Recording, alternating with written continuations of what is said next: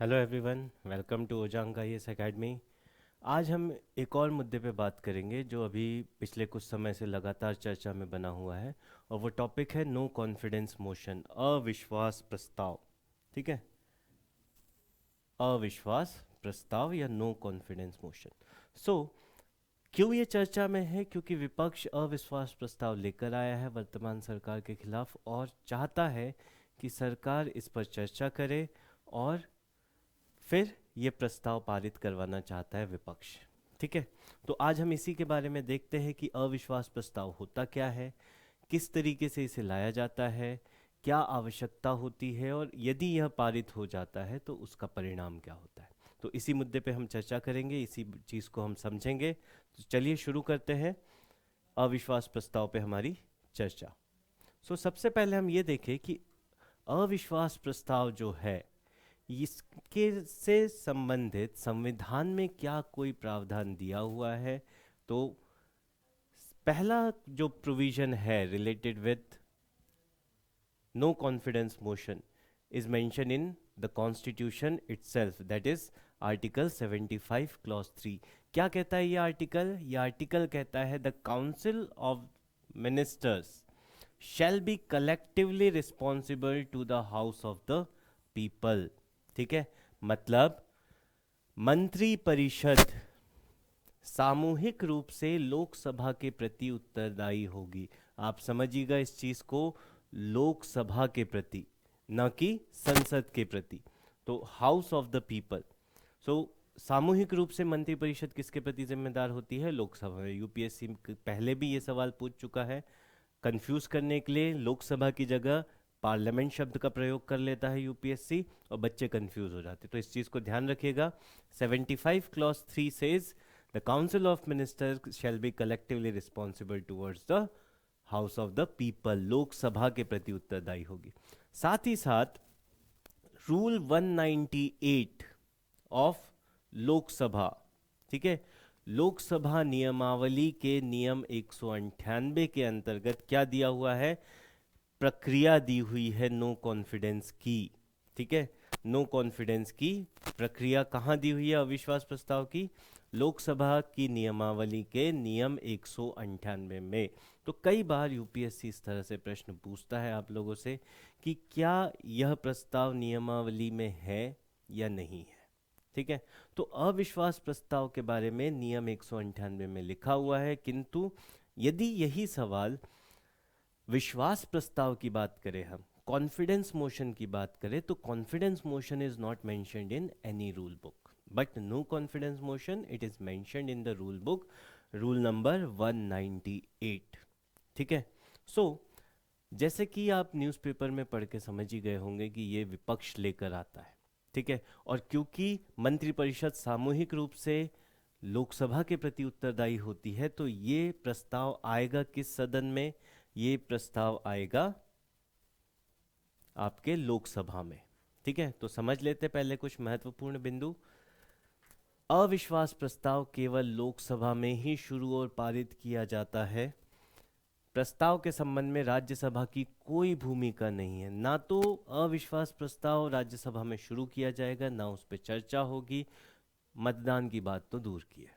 ठीक है, मतलब अविश्वास प्रस्ताव सिर्फ और सिर्फ लोकसभा में का एकाधिकार कह लो या विशेषाधिकार कह लो। ठीक है, केवल लोकसभा में ही इसे शुरू किया जा सकता है और केवल राज्यसभा की कोई भूमिका नहीं है। एक और महत्वपूर्ण बात कि इसे शुरुआत करने के लिए 50 सदस्यों की मंजूरी आवश्यक होती है। मतलब ये लोक अविश्वास प्रस्ताव शामिल ही तब किया जाएगा जब कम से कम 50 सदस्य इसके समर्थन में खड़े हो। ठीक है, मतलब लिखित रूप से हस्ताक्षर करके ये बताए कि हम अविश्वास प्रस्ताव लाना चाहते हैं, तभी ये अविश्वास प्रस्ताव आएगा, अन्यथा नहीं आएगा। ठीक है, अब समझिएगा इस चीज को कि ये प्रक्रिया है क्या। ठीक है, तो प्रक्रिया के रूप में समझते हैं कि अविश्वास प्रस्ताव किस तरीके से होता है। तो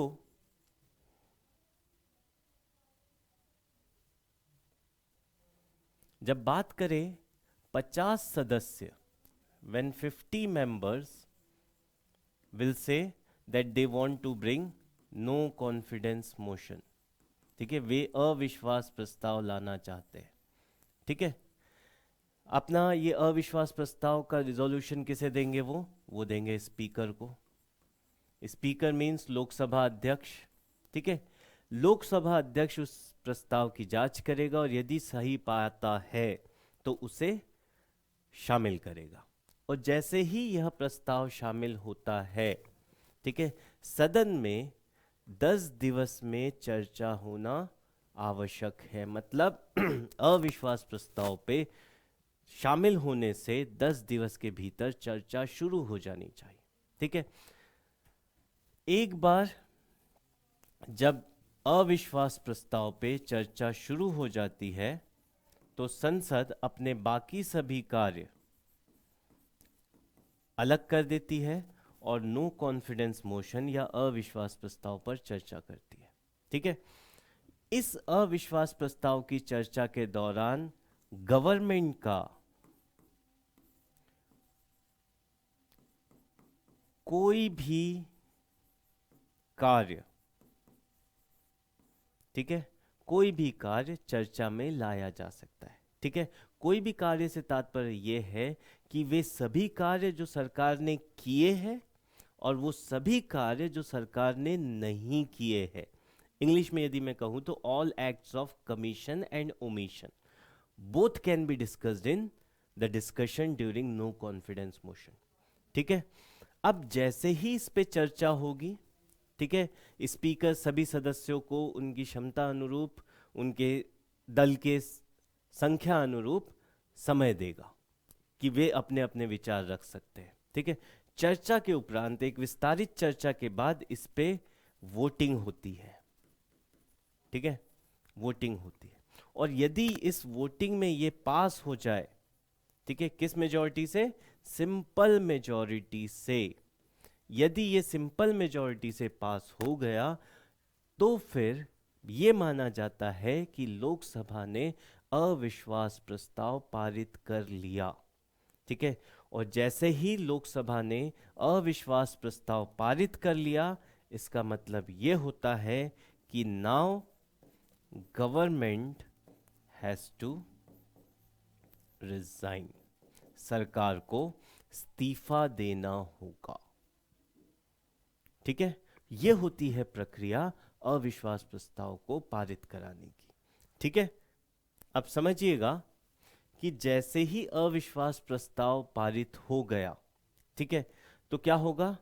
या तो गवर्नमेंट को रिजाइन करना होगा, ठीक है, या तो सरकार स्वयं इस्तीफा दे देगी, या फिर राष्ट्रपति सरकार को बर्खास्त कर देंगे। ठीक है, either the government will resign themselves और प्रेसिडेंट विल डिसमिस देम। ठीक है, वंस द प्रेसिडेंट डिसमिस, ठीक है, then comes the discretionary power of the president. ठीक है, तब राष्ट्रपति का विवेकीय अधिकार आएगा और वो विवेकीय अधिकार क्या होगा?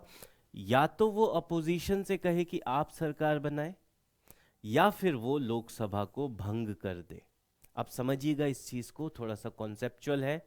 ठीक है, अविश्वास प्रस्ताव विपक्ष लेकर आया।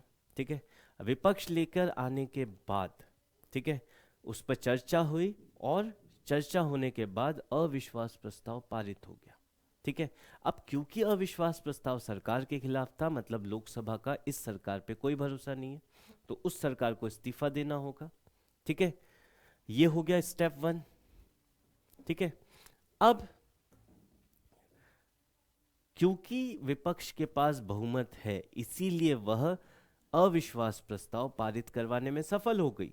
तो देश को चुनावी खर्चे से बचाने के लिए, ठीक है, राष्ट्रपति क्या कर सकते हैं?